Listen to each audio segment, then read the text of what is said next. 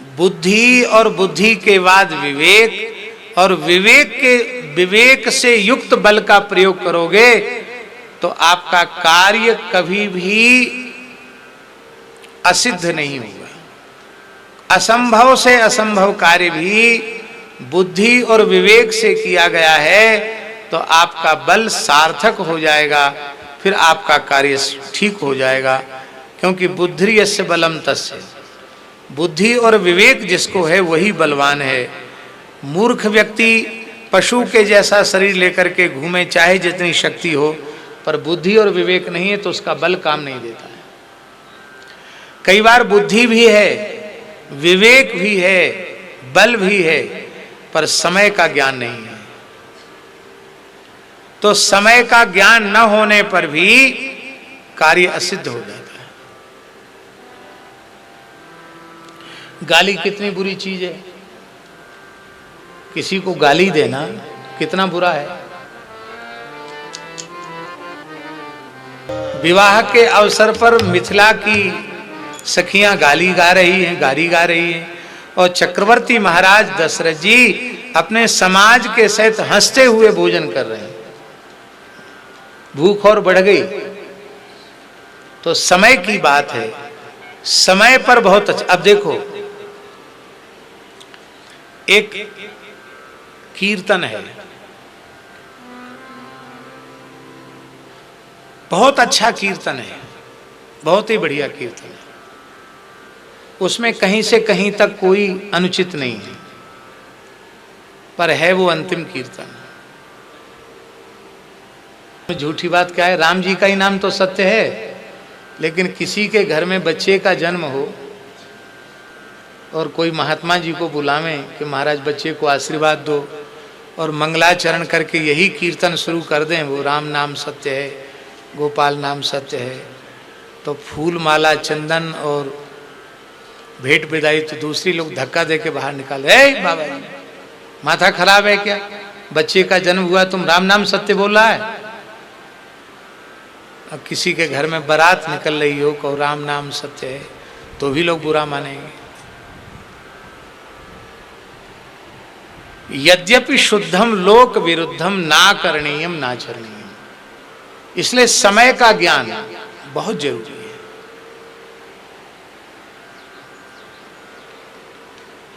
हर व्यक्ति को समय का ज्ञान होना चाहिए, और सब काम समय से होता है, सब काम समय से।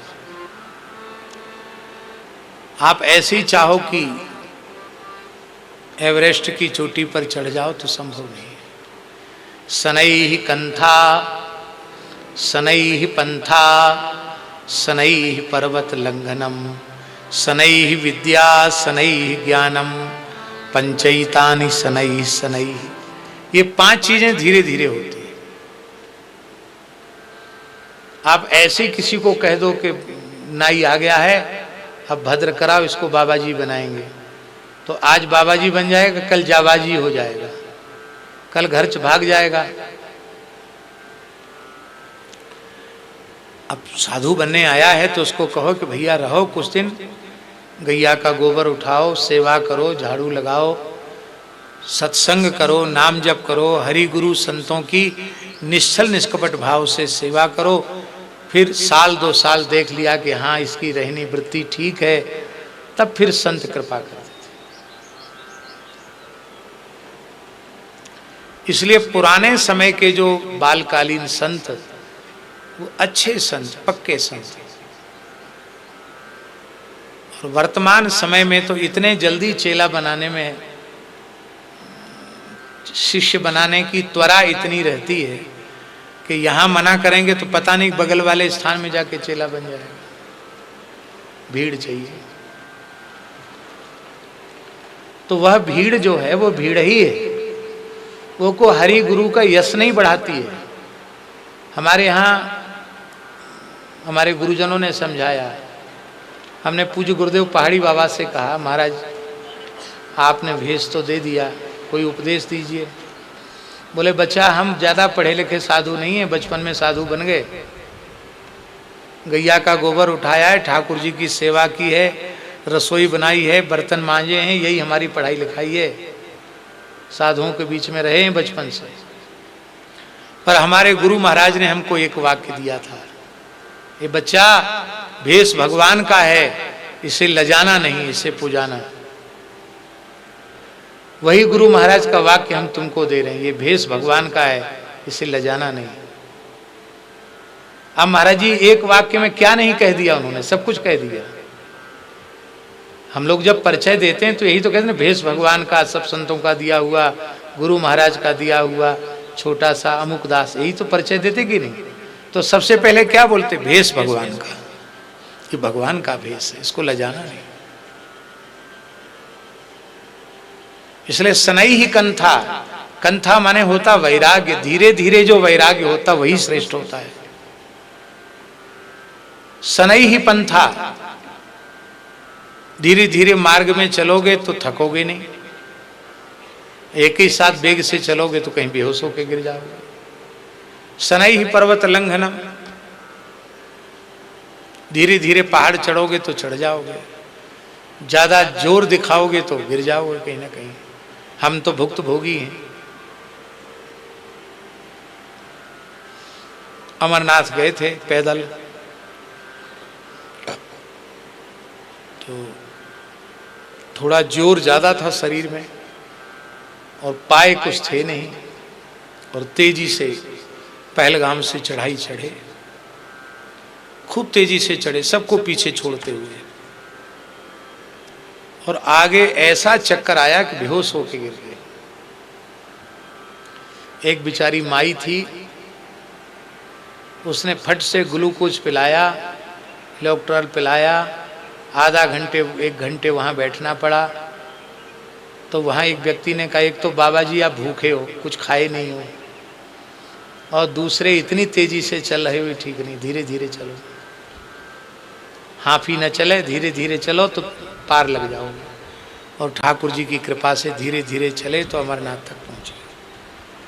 सनई ही पर्वत लंघनम, ये भी समय से होता है। आप समय के पहले चाहोगे पर्वत लांघना तो संभव नहीं होगा। सनई ही विद्या, विद्या भी सनई सनई होती है। आज ही विद्यालय में भर्ती हो, आज ही स्नातक बन के नहीं निकल सकते हो, धीरे धीरे पढ़ोगे तो फिर अंत में जितनी डिग्री शिक्षा जगत की सब मिल जाएंगे। ज्ञान भी सनई सनई होता है। बच्चे में जो विवेक होता है, बुद्धि होती, बच्चे की जैसी होती है। ज्यों ज्यों परिपक्व होता चला जाता त्यों तो ज्ञान उतना जागृत होता जाता है। हम लोग पूज्य गुरुदेव भक्तमाली जी के पास रहे, कैसा अद्भुत विवेक था महाराज जी का। किसी समय कोई आ जाए, नकारात्मक तो कोई बात थी ही नहीं, सब सकारात्मक, और तत्काल समाधान, ऐसा समाधान कि तत्काल दुख का शमन हो जाए। इसको कहते हैं सिद्ध ज्ञान, परिपक्व ज्ञान। ये पांचों चीजें धीरे धीरे होती हैं। तो भगवान श्री राम लक्ष्मण जी को समझा रहे हैं कि तुम बुद्धि, विवेक, बल और समय, इन चारों का विचार करके निर्णय करना, फिर क्रिया में प्रवृत्त होना, नहीं तो अन्यथा हो जाएगा। राम जी ने अपनी तरफ से संकेत में सब कुछ कह दिया, पर आगे जो कुछ होना है वो भी तो राम जी की इच्छा से ही होना है। प्रभु ही बिलो की चला मृग भाजी, धाये राम सरासन त्यासाजी, निगम नेति शिव ध्यान न पावा, माया मृग पाछे सो धावा। राम जी को देख करके मृग भागने लग गया। राम जी धनुष की प्रत्यंचा को कान तक खींच करके और पीछे पीछे चलने लगे, दौड़ने लगे। श्री तुलसीदास जी महाराज कहते हैं, वेद और भगवान शिव ध्यान में भी जिनकी महिमा का पार नहीं पाते हैं, वो भगवान माया मृग के पीछे चल रहे हैं।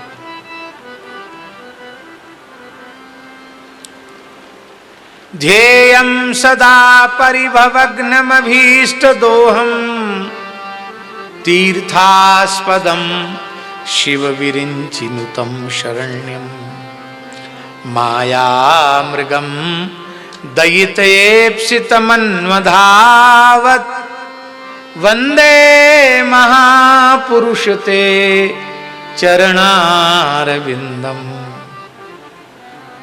ये झांकी व्यास जी को भी बड़ी प्रिय लगी, इसलिए भागवत के 11वें स्कंद में नवयुग ईश्वर संवाद में इस झांकी का उन्होंने स्थान दिया। श्री हनुमान नाटक में हनुमान जी ने इस झांकी का बड़ा सुंदर वर्णन किया। एक हाथ से राम जी बाण घुमा रहे हैं, दूसरे हाथ से धनुष की प्रत्यंचा खींचकर टंकार कर रहे हैं,